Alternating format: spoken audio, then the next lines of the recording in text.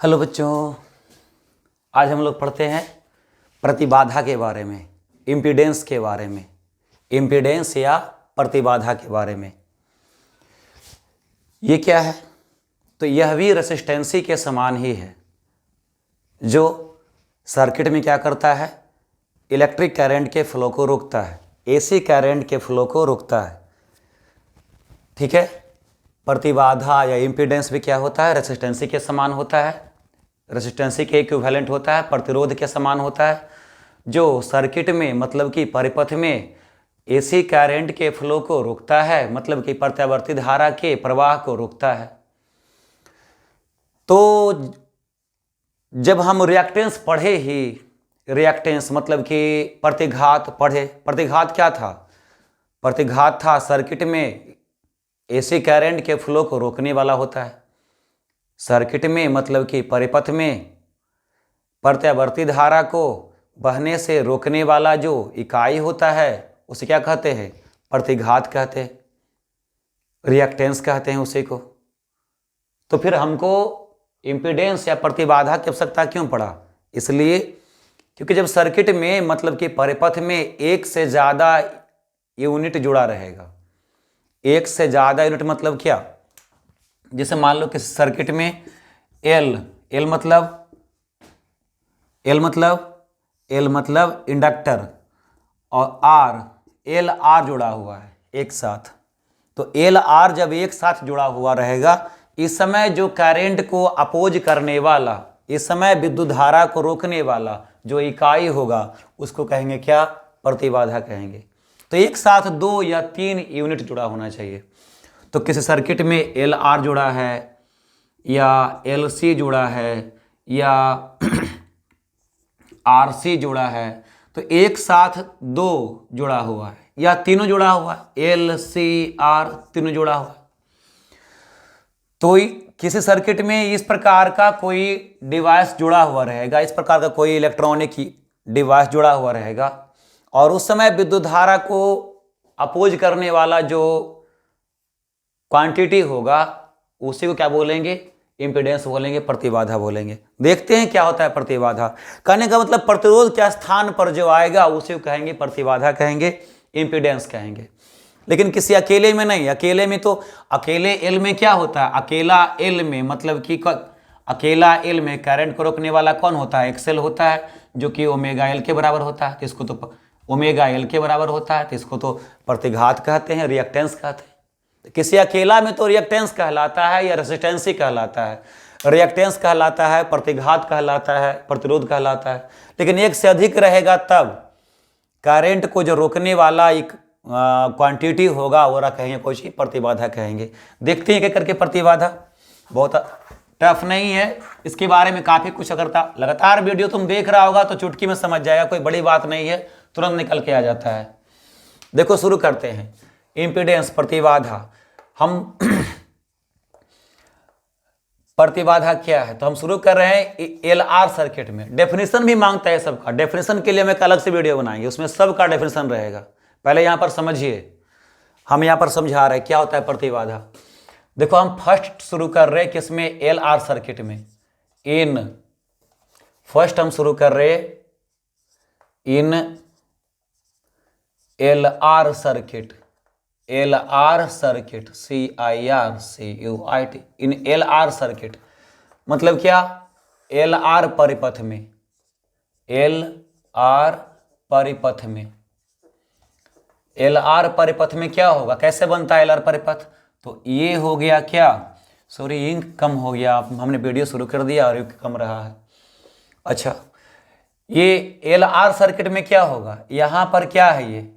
ये है इंडक्टर, ये है एक इंडक्टर, इसका सेल्फ इंडक्टेंस को हमने एल मान लिया, माने ये है प्रेरक और उसका स्वप्रेरकत्व को हमने एल मान लिया। ये जुड़ा हुआ है किससे? ये जुड़ा हुआ है एक रेसिस्टर से, प्रतिरोधक से। किससे जुड़ा हुआ है? एक ये जुड़ा हुआ है किससे? एक प्रतिरोधक से जुड़ा हुआ है, आर से जुड़ा हुआ है, आर से। अब इसमें क्या जा रहा है? AC current. अब इसमें क्या जा रहा है? एसी करंट जा रहा है। तो इसमें अगर ऐसे करंट जा रहा तो किसी एक टाइम पर, जब इसमें ऐसे करंट जा रहा तो किसी एक टाइम पर विद्युत धारा का दिशा क्या हो जाता है, विद्युत धारा का दिशा, इलेक्ट्रिक करंट का डायरेक्शन इधर होगा, क्योंकि यहाँ से किसी एक टाइम पर करंट यहाँ से इधर की ओर जा रहा है, तो करंट का डायरेक्शन ये हो गया। अब इसको हमने मान लिया क्या, करंट का एम्पलीट्यूड, इसको हमने मान लिया करंट का एम्पलीट्यूड Im मान लिया, Im मान लिया। अब रेसिस्टर में मतलब प्रतिरोध में वोल्टेज का एम्पलीट्यूड इधर हो जाएगा, ये क्या हो जाएगा, Vm के बराबर। और इंडक्टर में मतलब कि प्रेरक में वोल्टेज का एम्पलीट्यूड या विभव का आयाम किधर होगा, 90 डिग्री ऊपर होगा। ये सब तो पहले से कई बार हम, ये सारी बातें हम कई बार कर चुके हैं, तो अभी सब आसान हो गया होगा आपके लिए। इधर हो गया क्या, Vl होगा, इधर क्या होगा, Vl होगा। अब वोल्टेज यहाँ पर दो है, तो दो वोल्टेज है तो इसे क्या निकालेंगे, रिजल्टेंट वोल्टेज। इसे निकाले, डबल वोल्टेज है तो निकालेंगे परिणामी विभव। कैसे निकलेगा, Vl के परपेंडिकुलर Vm के माथे पर से और Vm के परपेंडिकुलर Vl के माथे पर से, तो ये क्या निकल गया, रिजल्टेंट वोल्टेज निकल गया, परिणामी विभव निकल गया। अब ये परिणामी विभव निकल गया, इसको हम Vr मान लेते हैं। तो Vr बराबर क्या हो जाएगा, अंडर रूट, Vr बराबर क्या हो जाएगा, अंडर रूट Vl के स्क्वायर प्लस Vm के स्क्वायर। ये हो गया क्या, रिजल्टेंट वोल्टेज। अच्छा, यहाँ पर केवल हम Vr लिखते हैं, ये क्या हुआ, रिजल्टेंट वोल्टेज, परिणामी विभव हो गया। अच्छा, याद करो यहाँ पर जो एंगल होता है रिजल्टेंट वोल्टेज और करंट के बीच में, परिणामी विभव और एसी करंट के बीच में जो एंगल होता है उसका कहते हैं फाई एंगल कहते हैं, यही कलांतर कहलाता है। तो अब Vr बराबर क्या होगा बताओ तो, Vr बराबर क्या हो जाएगा, तो Vl इधर है तो Vl इधर भी तो होगा ये, और Vm इधर है तो Vm इधर भी तो होगा। तो ये Vr बराबर क्या होगा भाई, बेस अंडर रूट बेस के स्क्वायर प्लस हाइट के स्क्वायर। तो Vr बराबर क्या हो जाएगा, अंडर रूट Vm के स्क्वायर प्लस Vl के स्क्वायर हो जाएगा। अब ओम का नियम लगा दो, ओम का नियम लगा दो इधर, तुम चाहो तो इधर भी लगा सकते हो लेकिन हम इधर लगा रहे हैं। Vr बराबर क्या हो जाएगा, अंडर रूट Vm बराबर क्या होगा, V बराबर क्या होता है, I इंटू आर होता है, V बराबर क्या होता है, I इंटू आर। तो Vm बराबर क्या हो जाएगा, Im इंटू आर हो जाएगा। Vm बराबर क्या हो जाएगा, Im इंटू आर, क्योंकि Vm कहाँ पर है, रजिस्टर में। Vm कहाँ पर वोल्टेज है, तो Vm है रजिस्टर में, प्रतिरोधक में विभव है। तो प्रतिरोधक में, रजिस्टर में जो विभव बराबर क्या होता है, I गुना आर होता है। अब Vm क्या स्क्वायर है तो यहाँ Im क्या स्क्वायर हो जाएगा और R क्या स्क्वायर हो जाएगा। इसके बाद आगे बढ़ते हैं, आगे बढ़ते हैं। इसी प्रकार से अगर हम Vl क्या स्क्वायर की बात करें तो Vl बराबर क्या हो जाएगा बताओ, जैसे V बराबर I इंटू आर होता है, तो Vl क्या कहाँ का वोल्टेज हुआ, Vl हो गया इंडक्टर का वोल्टेज, मतलब कि प्रेरक का विभवांतर। Vl क्या है, प्रेरक का विभवांतर है। तब Vl बराबर क्या होता है, Im इंटू एक्स एल होता है ना, याद करो Vl बराबर क्या होता है, Im इंटू एक्स एल। ओम का नियम से अप्लाई करते, तो Vl के बदले क्या लिखेंगे, Im इंटू एक्स एल लिखेंगे। अब यहां पर Vl का स्क्वायर है तो Im क्या स्क्वायर हो जाएगा, XL का स्क्वायर हो जाएगा। Im स्क्वायर कॉमन कर लेंगे, कॉमन करके रूट से बाहर निकालेंगे, Im को कॉमन करेंगे, Im का स्क्वायर कॉमन करेंगे, रूट से बाहर निकालेंगे तो स्क्वायर रूट से कैंसिल हो जाएगा। तो क्या मिलेगा अपने को, Vr बराबर Im के स्क्वायर कॉमन करेंगे, स्क्वायर रूट से कट जाएगा, तो Im into under root R square plus XL के स्क्वायर बचेगा। अब Im जो यहां पर गुना में निकला हुआ इसको बटा में लेके आ जाओ, तो क्या निकलेगा, Vr बटा Im हो जाएगा। यहां पर हो जाएगा Vr बटा Im हो जाएगा। तो Vr बटा Im बराबर क्या हो जाएगा, अंडर रूट आर का स्क्वायर प्लस एक्स एल का स्क्वायर हो जाएगा। जरा सा इंक डाल लेते हैं, गड़बड़ा गया कहानी अपना, इंक डाल के हमको पढ़ाना चाहिए था। 1 मिनट रोक करके हम इंक डाल लेते हैं। तो ये जो आई एम गुना में आया इसको हम बटा में कर लेते हैं। यहाँ शायद दिख न रहा हो तो इसको हम यहाँ से इधर ले आते हैं। आई एम को गुना से बटा में ले आते हैं तो क्या मिल जाता है अपने को, वी आर बटा आई एम बराबर अंडर रूट आर के स्क्वायर प्लस एक्स एल के स्क्वायर। अब देखो फिर से ओम का नियम लगा दो, ओम का नियम लगाना है और क्या, V is equal to I into R होता है, तो भी बटा आई बराबर क्या हो जाएगा, आर हो जाएगा। V is equal to I R होता है, तब भी बटा आई बराबर क्या हो जाएगा, आर हो जाएगा। तब भी आर क्या है, रिजल्टेंट वोल्टेज, भी आर क्या है, रिजल्टेंट परिणामी विभव है, रिजल्टेंट वोल्टेज है, और उसको करंट से डिवाइड करा हुआ है, करंट के एम्पलीट्यूड से भाग दिया हुआ है। तो ओम का नियम अगर अप्लाई करते हैं तो लिखते हैं यहाँ पर कि सिंस भी बटा आई बराबर क्या होता है, आर होता है। ये फार्मूला को अगर अप्लाई कर दो तो भी आर बटा आई एम बराबर क्या हो जाएगा, आर हो जाएगा। लेकिन यहाँ पर आर नहीं कहते, ये इम्पीडेंस के बराबर होता है, यही होता है इम्पीडेंस, यही होता है प्रतिबाधा। क्योंकि देखो यहाँ पर इधर जो यूनिट है रेसिस्टेंसी प्रतिरोध, तो यही हो गया, प्रतिरोध क्या हो गया, आर, आर हो गया प्रतिरोध रेसिस्टेंसी, और एक्सेल क्या हो गया, प्रतिघात हो गया, रिएक्टेंस हो गया। तो रिएक्टेंस और रेसिस्टेंसी, रिएक्टेंस और रेसिस्टेंसी हिंदी में कहे तो प्रतिघात और प्रतिरोध दोनों मिल करके जो इफेक्टिव रेसिस्टेंसी बनाता है, जो प्रभावी प्रतिरोध बनाता है, उसको कहेंगे प्रतिबाधा कहेंगे ना। इसको वी एम बटा आर जो है, वी एम बटा सॉरी वी आर बटा आई एम, वी आर बटा आई एम रिजल्टेंट वोल्टेज बटा करंट का एम्पलीट्यूड, परिणामी विभव बटा धारा के आयाम से जो यहाँ पर आर के बराबर निकलेगा, आर के समान निकलेगा, प्रतिरोध के समान निकलेगा, रेसिस्टेंसी के समान निकलेगा, और क्या कहते हैं, इम्पीडेंस कहते हैं, प्रतिबाधा कहते हैं। और उसको दिखाते हैं किससे, जेड से दिखाते हैं।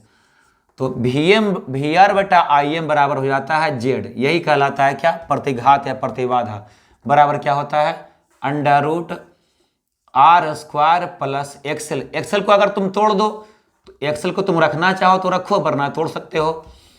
एक्सएल के बदले क्या कहोगे, ओमेगा एल कहोगे, ओमेगा एल कहोगे तो ओमेगा का स्क्वायर एल का स्क्वायर हो जाएगा। ये होता है प्रतिबाधा के बराबर, इंपीडेंस के बराबर, किसमें, एल आर सर्किट में। किसमें होता है, एल आर सर्किट में, समझे। तो इस प्रकार से जो है आपने क्या देखा कि एल आर सर्किट में प्रतिबाधा, एल आर सर्किट में प्रतिबाधा जेड बराबर क्या होता है, under root R square plus X L के स्क्वायर। इसी को अगर तोड़ दिया जाए तो आप कहोगे आर के स्क्वायर प्लस एक्स, एक्सएल के बदले क्या कहेंगे, ओमेगा, ओमेगा एल होता है तो ओमेगा के स्क्वायर एल के स्क्वायर, ये होता है। ये प्रतिबाधा बराबर कहाँ होता है, किसमें होता है, एल आर सर्किट में होता है। एल आर सर्किट में प्रतिबाधा जो है, मतलब इम्पीडेंस जो है, under root R square plus XL के स्क्वायर बराबर under root R square plus XL के बदले ओमेगा स्क्वायर आर स्क्वायर होता है। ऐसा यूनिट क्या होगा, देखो हम जानते हैं कि एक्सएल का यूनिट ओम होता है, रेसिस्टेंसी का यूनिट भी ओम होता है, तो जेड का यूनिट भी क्या हो जाएगा, ओम हो जाएगा। तो प्रतिबाधा कहे या इंपीडेंस कहे, इसका भी यूनिट क्या होता है, ओम होता है। जैसे हर किसी में ओम होता है, इसका भी यूनिट क्या होगा, ओम ही होगा, ओम होगा यूनिट। ठीक है, आप ये तो मैंने दिखाया एल आर सर्किट में। अब आप समझ सकते हो इसी प्रकार से आरसी सर्किट में क्या होगा। तो आरसी सर्किट में बस फिगर उल्टा बन जाएगा, और जहां एक्सएल आया है वहां पर एक्सी हो जाएगा, इतनी सी बात होगा। और क्या, उसको देख लेते हैं। इसका आप स्क्रीनशॉट मार लो, पहले आप इसका स्क्रीनशॉट मार लो, मैं भी मिटा देता हूं इसको तुरंत। याद रखना एग्जाम में खूब पूछा हुआ है ये वाला, ठीक है, ये पूछा हुआ है। इसको मैं मिटा रहा हूं, अभी सेकंड नंबर लिख रहा हूं, मिटा दूं, चलो मिटा ही देते हैं यार। सेकंड नंबर काम करते हैं किसमें? सेकंड नंबर काम करते हैं आरसी सर्किट में। किसमें? आरसी सर्किट में प्रतिबाधा या इम्पीडेंस। बड़ा आसान है यार, अब तुमको आसान लगता होगा हर चीज, ऐसा कुछ नहीं है। सेकंड नंबर की बात करते हैं हम। सेकंड नंबर में निकाल रहे का इम्पीडेंस निकाल रहे, प्रतिबाधा निकाल रहे। कहा? RC circuit. In RC circuit, in RC circuit, in RC circuit मतलब क्या? आरसी परिपथ में, आरसी परिपथ में क्या करेंगे? देखो ये हो गया क्या? रेसिस्टेंसी, ठीक है, प्रतिरोध हो गया। और ये क्या हो गया? कैपेसिटर हो गया। सी क्या बन गया? आरसी सर्किट बन गया। अब अगर किसी एक टाइम पर एसी करंट इधर से इधर जा रहा तो करंट का डायरेक्शन ये हो गया, ये हो गया करंट का डायरेक्शन, आई एम हो गया, करंट का एम्पलीट्यूड हो गया। और रेसिस्टेंसी में, प्रतिरोध में विभवांतर इधर होता है, करंट के डायरेक्शन में विभवांतर होता है, तो ये वीएम हो गया, ये वीएम हो गया। अब कैपेसिटर में जो वोल्टेज होता है वो करंट से 90 डिग्री पीछे होता है, तो इधर क्या हो गया? इधर हो गया कैपेसिटर में विभवांतर, इसको दिखाते हैं VC से। अब वोल्टेज डबल डबल है, थोड़ा सा सही से बनाते हैं। यहाँ पर वोल्टेज डबल डबल वोल्टेज है तो हमको रिजल्टेंट वोल्टेज निकालना पड़ेगा, परिणामी विभवांतर निकालना पड़ेगा। कैसा निकलेगा? VC के पैरेलल VM के माथे पर से, और VM के माथे, और VC के माथे, और VM के पैरेलल VC के माथे पर से। ये क्या हो गया? रिजल्टेंट वोल्टेज हो गया, इसको हम लोग VR कहेंगे। अच्छा, रिजल्टेंट वोल्टेज परिणामी विभव धारा के बीच में जो कोण होता है उसको कलांतर कहते हैं, फेज डिफरेंस फाई कहते हैं। अब VR बराबर क्या होगा? VR बराबर क्या होगा? अंडर रूट बेस के स्क्वायर प्लस हाइट के स्क्वायर। हाइट किसके बराबर है? VC के समान है। तो VR बराबर क्या हो जाएगा बाबू? अंडर रूट बेस, बेस मतलब VM, VM क्या हुआ? रेजिस्टेंस में, प्रतिरोध में वोल्टेज का स्क्वायर प्लस कैपेसिटर में वोल्टेज का स्क्वायर, VC का स्क्वायर हो गया। ओम का नियम अप्लाई कर दो, ओम का नियम अप्लाई कर दो तो VR बराबर क्या हो जाता है? अंडर रूट, VM को क्या लिखेंगे? VM बराबर आई एम R लिखेंगे, VM बराबर स्क्वायर है तो IM के स्क्वायर, R के स्क्वायर। VC बराबर क्या हो गया? VC बराबर क्या होगा? IM XC होगा। VC बराबर क्या होगा? IM XC होगा। स्क्वायर है तो IM का स्क्वायर, XC का स्क्वायर। IM कॉमन कर लो, बटा में ले आओ, बस बिल्कुल आसान है, डरने की कोई बात ही नहीं है, उसी के समान है। VR बराबर क्या हो गया? IM का स्क्वायर कॉमन करेंगे, कॉमन करेंगे तो IM स्क्वायर कॉमन हो जाएगा। अब IM का स्क्वायर को रूट से बाहर निकालेंगे तो स्क्वायर रूट से कट जाएगा, क्या बचेगा? IM रूट में क्या रहेगा? R स्क्वायर प्लस XC का स्क्वायर रहेगा। IM को इधर ले आओ तो क्या हो जाएगा? VR बटा IM हो जाएगा, बराबर क्या हो गया? अंडर रूट R के स्क्वायर अब प्लस XC का स्क्वायर हो जाएगा। ये देखो तो VR क्या हुआ? परिणामी विभव हो गया, रिजल्टेंट वोल्टेज हो गया, परिणामी विभव रिजल्टेंट वोल्टेज हुआ किसमें? LR सर्किट में, जो यहाँ पर निकाला हुआ। IM क्या हुआ? करंट का एम्पलीट्यूड हो गया, धारा का आयाम हो गया, धारा का आयाम हो गया। तो V बटा R बराबर क्या होता है? I होता है, ओम का नियम से। V बटा I बराबर क्या होता है? R होता है। तो V बटा I बराबर R होता है, लेकिन यहाँ पर R तो होगा नहीं, प्रतिरोध तो है नहीं यहाँ पर, क्योंकि यहाँ पर प्रतिरोध का तो केवल यूनिट एक ही है ना भाई, प्रतिरोध का, रेजिस्टेंसी का यूनिट तो केवल एक ही है। यहाँ पर R और C दोनों को मिलाना है, तो R और C दोनों को मिला करके जो रेजिस्टेंसी के समान आएगा, जो प्रतिरोध के समान आएगा, उसको प्रतिबाधा कहेंगे, इंपीडेंस कहेंगे। तो VR बटा IM बराबर क्या हो जाएगा? Z हो जाएगा। अब ये Z हो जाएगा, Z बराबर क्या हो जाएगा? Under root R square plus XC को अगर आप तो तोड़ देते हो तो क्या पढ़े हो, एक्सी बराबर, एक्सी मतलब क्या हुआ, reactance in the capacitor. XC क्या है, reactance in the capacitor. Hindi में कहे तो संधारित्र की प्रतिघात, संधारित्र का प्रतिघात, जिसको धारितीय प्रतिघात भी कहते हैं, इसका वैल्यू क्या होता है, एक्सी बराबर 1/ओमेगा c होता है। एक्सी का स्क्वायर है तो ओमेगा का स्क्वायर हो जाएगा, सी का स्क्वायर हो जाएगा। इस प्रकार से आरसी सर्किट में जेड बराबर क्या निकला, आरसी सर्किट में जेड बराबर निकला √r² प्लस एक्स सी का स्क्वायर निकला। इसी को अगर हमने तोड़ दिया तो क्या निकला, √r² प्लस 1/ओमेगा का स्क्वायर सी का स्क्वायर निकला। ये हो गया, और क्या, इस प्रकार से निकलता है। ये निकल गया किसमें, आरसी सर्किट में। दो प्रकार का देख लिया आपने, प्रतिबाधा, रिएक्टेंस देख लिया, सॉरी इंपीडेंस देख लिया। यूनिट क्या होगा, तो यूनिट वही ओम हो जाएगा, इसका भी यूनिट क्या हो जाएगा, ओम हो जाएगा। तीसरा नंबर देखते हैं, हमने किसको काम कर लिया, एल आर को काम कर लिया, आर सी को काम कर लिया। अब एल सी को देखते हैं, एल सी में क्या होता है, मिटावे इसको यहां पर, जल्दी से स्क्रीनशॉट मारिए, स्टार पॉइंट यही है, यही एग्जाम में आएगा। What is the impedance in the RC circuit, ऐसे एग्जाम में पूछेगा, what is the impedance in the RC circuit. RC परिपथ में प्रतिबाधा के बराबर विच ऑफ द फॉलोइंग, निम्नलिखित में से कौन सा है। आरसी सर्किट में, आरसी परिपथ में प्रतिबाधा के बराबर निम्नलिखित में से कौन सा है, ऐसे क्वेश्चन रहेगा। जो ऑप्शन ये रहेगा, चाहे तो ऑप्शन इतना रहेगा, चाहे तो ऑप्शन इतना रहेगा, ये से करना है, और क्या। इसको हटावे सेकंड नंबर को, थर्ड नंबर देखते हैं। अब तीसरा नंबर देखते हैं, 2 मिनट हम रोक ही लेते हैं इसको, टाइम बच जाएगा। अब देखते हैं एलसी सर्किट में प्रतिबाधा या इंपीडेंस कितना होता है। करते हैं काम। ये क्या हो गया, मान लेते हैं ये हमने बना लिया एक एल, प्रेरकत्व ये बना लिया हमने, प्रेरक इंडक्टर बना लिया। इसका सेल्फ इंडक्टेंस, इसका स्वप्रेरकत्व मान लेते हैं एल है।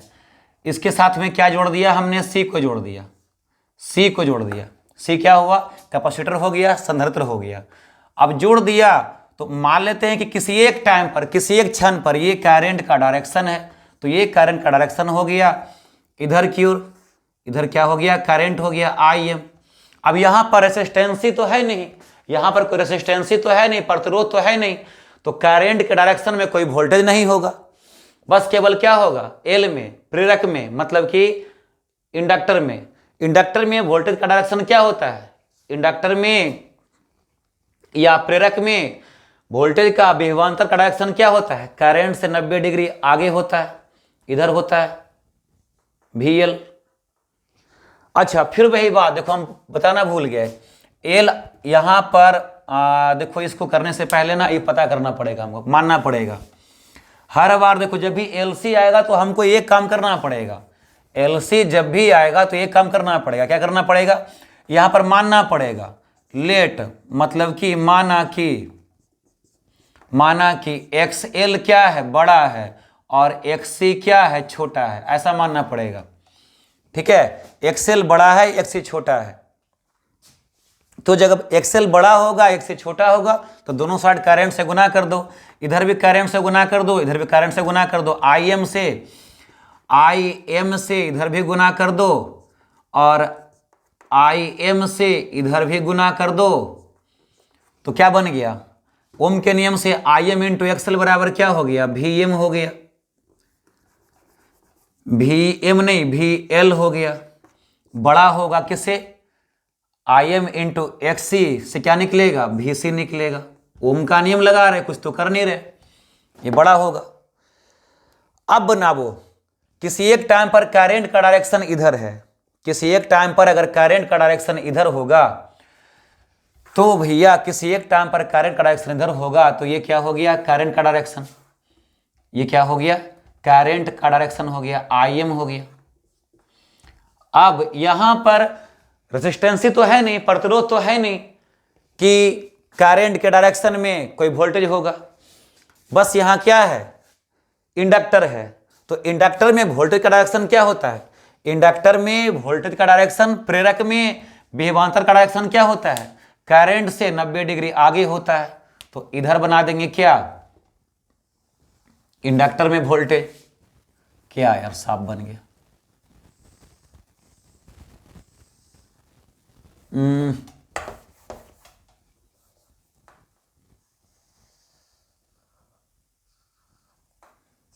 ये हो गया इंडक्टर में वोल्टेज, इसको हमने क्या मान लिया, VL।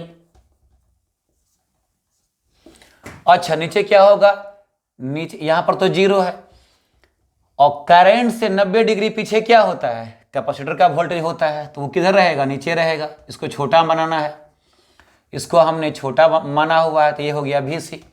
अब जब VL में VC को घटाएंगे, क्यों घटाएंगे, क्योंकि दो वोल्टेज जो है, दो वोल्टेज का वेक्टर अपोजिट डायरेक्शन में है।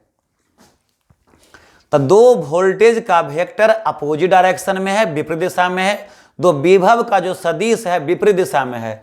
ऐसे में परिणामी विभव कैसे निकलता है, तो एक सदिश अगर बड़ा है, दूसरा सदिश छोटा है, उसको घटाना है, तो इसको क्या करते हैं, यहां पर लेके आते हैं, इसको यहां पर लेके आते हैं, बड़ा सदिश में छोटा सदिश को घटा देते हैं, तो ये यहां से लेकर के यहां तक क्या बचता है, परिणामी बचता है, रिजल्टेंट बचता है। इसको क्या कहते हैं, VR कहते हैं। ऐसा हमने पिछला वीडियो में सिखाया था। तो VL में VC को हमने घटा दिया, VL में हमने VC को यहां से यहां तक घटा दिया, तो यहां तक क्या मिला, 0 से यहां तक क्या मिल गया, ये VR हो गया। ये क्या हो गया, VR के बराबर हो गया। अब VR बराबर क्या होगा, VR बराबर होगा VL माइनस VC होगा, यही तो होगा।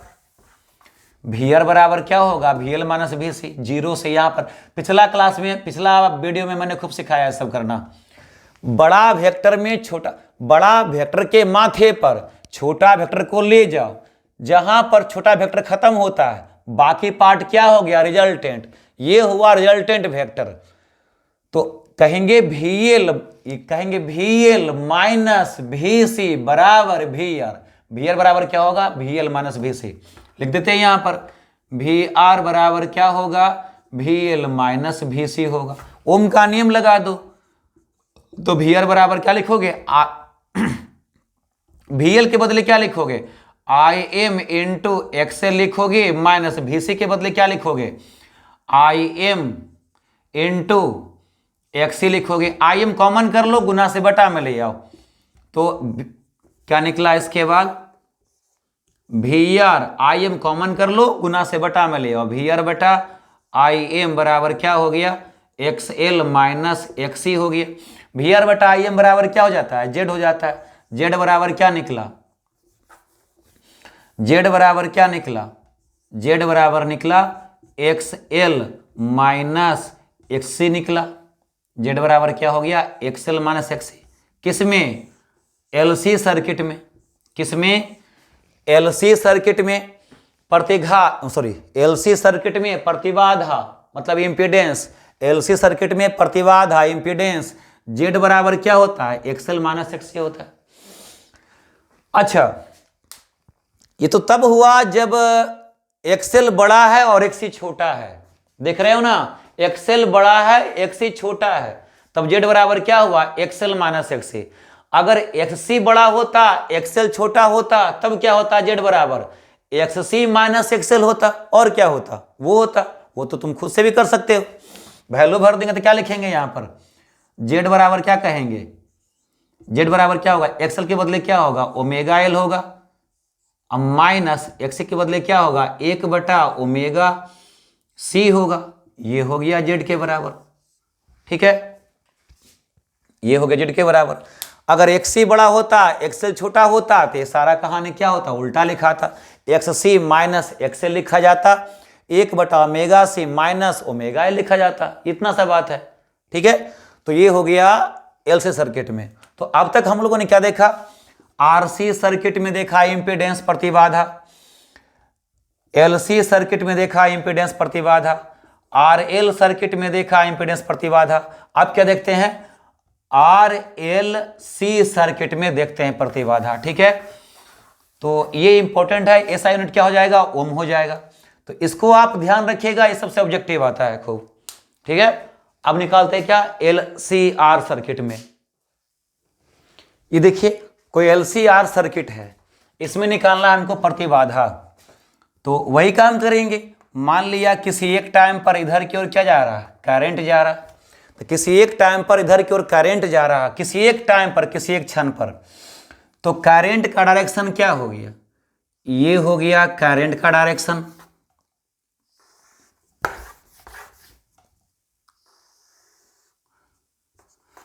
ये हो गया, सॉरी,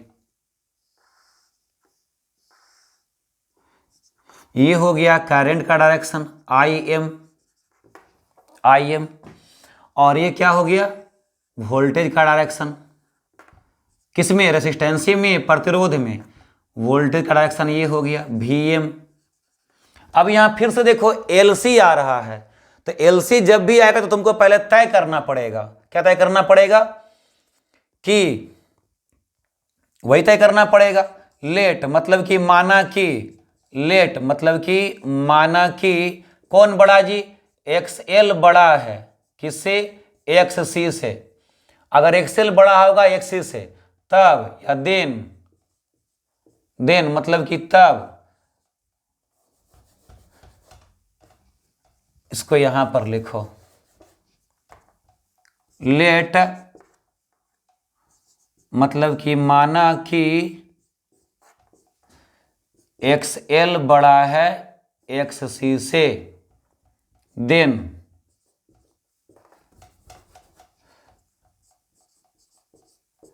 तब क्या हो जाएगा बताओ, वी एल बड़ा हो जाएगा वी सी से। इसके बाद हम लोग काम करते, ये काम आपको करना पड़ेगा, जब भी एल सी आएगा तो करना पड़ेगा, क्योंकि देखो एक्सएल और एक्सी दोनों बराबर नहीं हो सकता, अगर बराबर हो गया तो उसको रेजोनेंस कहते हैं, अनुनाद कहते हैं, जो मेरा अगला टॉपिक होगा या अगला सेकंड टॉपिक होगा। तो यहां पर किसी को बड़ा छोटा करना पड़ेगा बार बार आपको। तो मान लेते कि ये क्या हो गया, करंट का डायरेक्शन आई एम हो गया,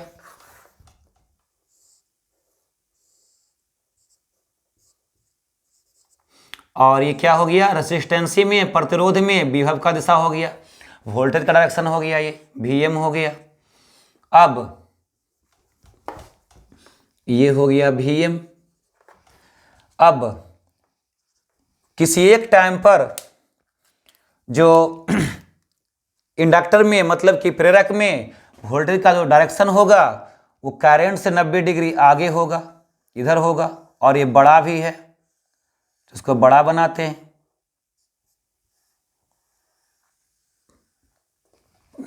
ये क्या है, VL है, ये क्या है, VL है,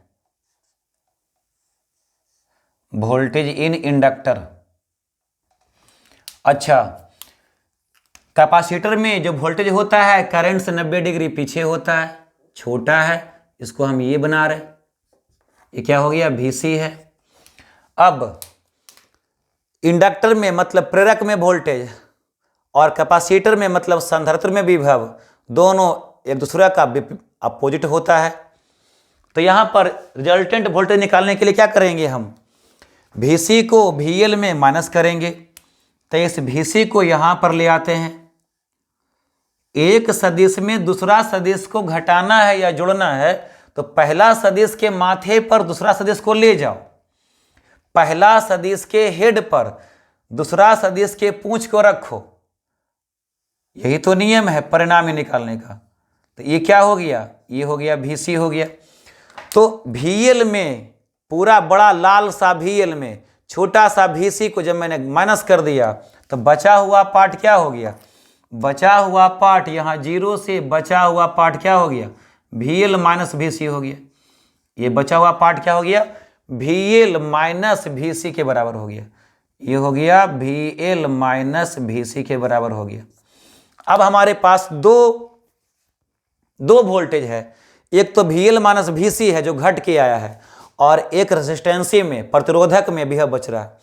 दो ही विभव है, एक तो VL में VC को माइनस कर दिया तो ये बच गया VL माइनस VC, ऊपर तो ये कट गया, VC से VL का ये पार्ट कट गया, खत्म हो गया, तो बचा क्या VL माइनस VC, और एक वोल्टेज इधर है।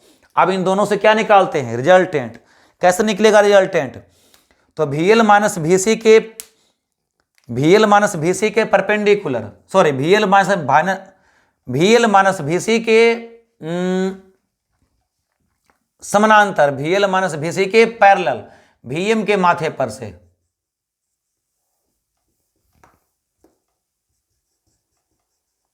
और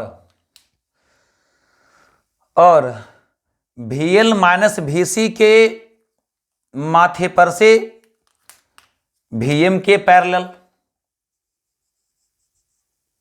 तो ये क्या हुआ, रिजल्टेंट वोल्टेज, यहां से इसको मिला दिया, ये क्या हो गया, रिजल्टेंट वोल्टेज हो गया। यही क्या होगा, परिणामी विभव VR होगा, यही होगा परिणामी विभव VR होगा। अब इधर देखो VL माइनस VC है, तो यह भी क्या होगा, VL, यह भी किसके बराबर होगा, VL माइनस VC के बराबर होगा। यहां पर कितना एंगल होता है, यहां पर यही होता है कलांतर या फेज डिफरेंस, फाई कहलाता है ना। परिणामी विभव और करंट के बीच का कोण को कलांतर कहते, फेज डिफरेंस कहते। अब VR का वैल्यू निकालो, ओम का नियम लगा करके VR का वैल्यू निकालो, VR का वैल्यू निकालो। VR बराबर क्या होगा, VR बराबर क्या होगा बेटा, VR क्या है जी, इस राइट एंगल ट्रायंगल में, इस समकोण त्रिभुज में VR क्या है जी, हाइपोटेनस है, कर्ण है, और VM क्या है, बेस है, ये क्या है, हाइट है। तो कर्ण बराबर क्या होता है, अंडर रूट आधार के स्क्वायर प्लस ऊंचाई के स्क्वायर।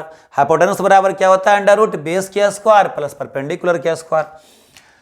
तो इसके बाद अगर हम सोल्व करेंगे तो क्या निकलेगा, VR बराबर अंडर रूट बेस में क्या है जी, VM है, VM के स्क्वायर प्लस परपेंडिकुलर में क्या है, VL माइनस VC के स्क्वायर है। ओम का नियम अप्लाई करो, इसके बाद ओम का नियम अप्लाई करो। V बराबर क्या होता है, IR होता है, तो VR बराबर क्या हो जाएगा, अंडर रूट VM के बदले IM इंटू R हो जाएगा, क्योंकि ये जो वोल्टेज है कहां पर है, रेजिस्टेंसी में है, प्रतिरोधक में है। अब VM क्या स्क्वायर है, तो IM क्या स्क्वायर, R क्या स्क्वायर प्लस, यहां भी लिखो VL बराबर क्या होगा, VL बराबर क्या होगा, IM इंटू एक्स, VL बराबर क्या होगा, IM इंटू XL होगा। अच्छा, माइनस VC बराबर क्या होगा, IM इंटू XC होगा, ये होगा। घेर क्या स्क्वायर लगा दो। अब यहां से क्या करो, IM को कॉमन करो, तो यहां से जब IM कॉमन होगा तो स्क्वायर के साथ कॉमन होगा, क्योंकि स्क्वायर तो यहां पर IM पर भी है, XL पर भी है, सब पर है ना जी। तो IM जब कॉमन होगा तो अपने स्क्वायर के साथ कॉमन होगा। तो क्या लिखेंगे, मैथ है, सिंपल मैथ है, ये कुछ नहीं है। ये VR बराबर अंडर रूट IM के square into R plus IM को कॉमन करते हैं यहां से, तो IM जो है कॉमन होगा तो अपने स्क्वायर के साथ कॉमन होगा। क्या बचेगा, XL माइनस XC बचेगा, इसका स्क्वायर बचेगा। IM अपने स्क्वायर के साथ कॉमन हो गया, XL माइनस XC का स्क्वायर बच गया। अब IM के स्क्वायर को कॉमन करके बाहर निकालो, तो कॉमन करके जब बाहर निकालोगे तो रूट से बाहर निकालोगे, तो रूट से बाहर निकलेगा तो क्या होगा, स्क्वायर से रूट कैंसिल हो जाएगा, तो क्या बचेगा, VR बराबर IM कॉमन हो गया, बचा क्या, under root R plus XL minus XC का होल स्क्वायर बचा। IM को इधर लेके चले आओ, तो VR बटा IM हो गया, बराबर क्या निकला, under root R square plus XL minus XC का होल स्क्वायर बचा। अब ओम का नियम लगाओ, V बटा I बराबर क्या होता है, R होता है, तो यहाँ पर V बटा I बराबर R होता है। यहाँ पर VR क्या है, रिजल्टेंट वोल्टेज है, परिणामी विभव है किसमें, LCR में, तो यहाँ पर रिजल्टेंट वोल्टेज है LCR में। VR क्या है, रिजल्टेंट वोल्टेज परिणामी विभव है LCR में। IM क्या है, धारा का आयाम है, करंट का एम्पलीट्यूड है, तो वोल्टेज बटा करंट बराबर क्या होता है, रेजिस्टेंसी होता है। तो वोल्टेज बटा करंट बराबर रेजिस्टेंस ही होता है, प्रतिरोध होता है। लेकिन यहाँ तो प्रतिरोध होगा नहीं, क्योंकि यहाँ पर केवल प्रतिरोध का तो भाग आर है। तो एल सी और आर तीनों मिल करके क्या कहलाएगा, यहाँ पर प्रतिघात कहलाएगा, प्रतिरोध नहीं कहलाएगा। क्या कहलाएगा, प्रतिघात कहलाएगा, इंपीडेंस कहलाएगा। V बटा आई बराबर आर नहीं कहलाएगा, कहलाएगा जेड कहलाएगा, क्योंकि केवल आर नहीं है यहाँ पर। V बटा आई बराबर जेड कहलाएगा, ये जेड कहलाएगा, प्रतिघात कहलाएगा। जेड बराबर क्या हो जाएगा, under root R square plus X L minus X C का होल स्क्वायर। यह भी क्या करता है, करंट को रोकता है। लेकिन यह करंट को रोकता जरूर है, मगर इसमें किसी एक का हिस्सा नहीं होता, इसमें केवल रेजिस्टेंस ही नहीं होता, इसमें जो है इंडक्टर का भी हिस्सेदारी है, और इसमें जो है कैपेसिटर का भी भागीदारी है। तो सबका मिलाने पर इसको प्रतिरोध नहीं कहते, प्रतिबाधा कहते हैं। इसको प्रतिघात कहते हैं, इसको प्रतिघात कहते, इसको प्रतिरोध कहते, इसको प्रतिबाधा कहते। हालांकि सबका यूनिट एक समान होता है, ओम होता है ना। इसको रिएक्टेंस कहते हैं, रिएक्टेंस कहते हैं, इसको रेसिस्टेंस ही कहते हैं, और इसको इंपीडेंस कहते हैं। सब सेम ही चीज है, लेकिन चूंकि सबका फंक्शन अलग अलग है, इसलिए इसको जो है सबको मिलाकर के इसको इंपीडेंस कहते हैं, प्रतिबाधा कहते हैं इसको। तो ये होता है जेड बराबर किसमें, LCR में। जब यहां पर तू वैल्यू भर देगा तो समझ रहे हो, अब तो तुम काम कर सकते हो। जेड बराबर क्या हो जाएगा, under root R square plus XL बराबर क्या हो गया, ओमेगा एल हो गया, माइनस एक्सी क्या हो गया, एक्सी क्या हो गया, 1 बटा ओमेगा सी हो गया, स्क्वायर लगा हुआ, ये हो जाएगा जेड बराबर। ठीक है, ये हो जाएगा। ये कहानी कब हुआ मेरे भाई, जब एक्सएल बड़ा है एक्सी छोटा है, एक्सएल बड़ा है और एक्सी छोटा है। अगर मान लो कि यहाँ पर एक्सी बड़ा होता है, एक्सएल छोटा होता, तो यहाँ पर उल्टा कर देते, इसको इधर ले आते, इसको इधर ले आते, एक्सी माइनस एक्सएल लिखते ना। कब, जब एक्सी बड़ा होता है एक्सएल छोटा होता, तो क्या लिखते, एक्ससी माइनस एक्सएल। तो ये वाला इधर होता, ये वाला इधर होता, सीधी सी बात है। यही क्या है, इंपीडेंस है। तो एक बार सबको जितना भी पढ़ा है इंपीडेंस सबको मिला करके लिख लेते हैं, उसके बाद हम इसका क्वेश्चन देखते हैं, बोर्ड में क्वेश्चन कैसे कैसे आया। ठीक है,